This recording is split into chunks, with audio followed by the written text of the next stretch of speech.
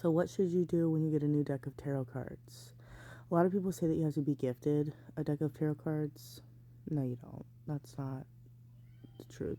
Sometimes it helps people feel a little bit more connected and powerful if the energy has like been connected to them, but absolutely not. I bought everything but like 2 decks ever. Well, three decks ever by myself. The ones that were gifted to me are so special though, just because they were literally from really great people and friends. Anyways, I digress. So, there's really not anything specific that you have to do, but here's the difference between like a deck that you do something with and don't. So you can go in and read a deck immediately and just start working with it. You know, it depends on the symbolism. I learned off the Rider-Waite symbolism. So there's tarot decks out there that are not necessarily the Rider-Waite. Rider-Waite is typically what 90% of all decks are based off of symbolic wise.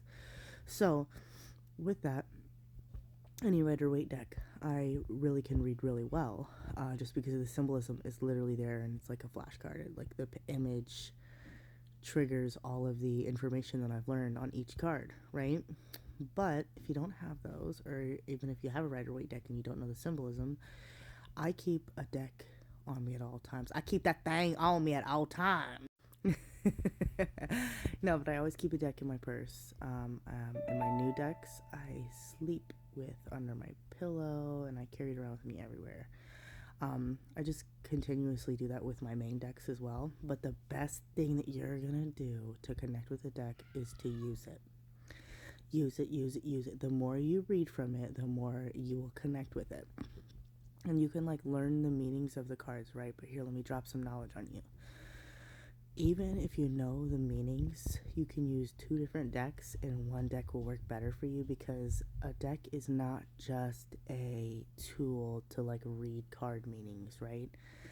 A real reader should be taking away from their intuition as well as the meaning of the cards, okay? So you literally will learn the meanings of the cards, right?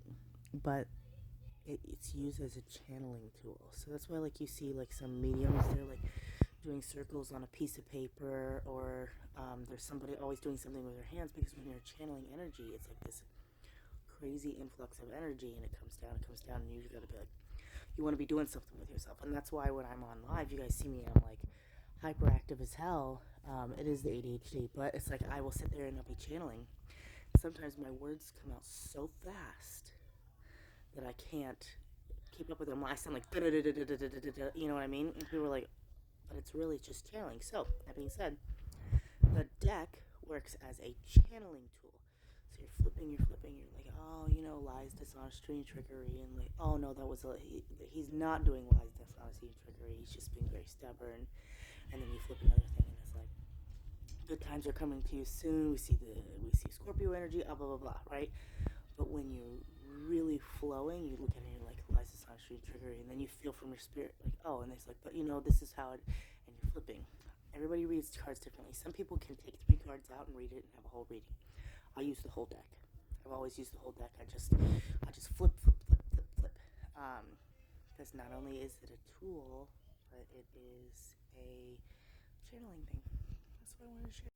Anyways, look out for the tarot course that we're going to be doing within the next new year. Coming the second week of January, we're going to do it, and signups will start on January 1st. Okay, bye.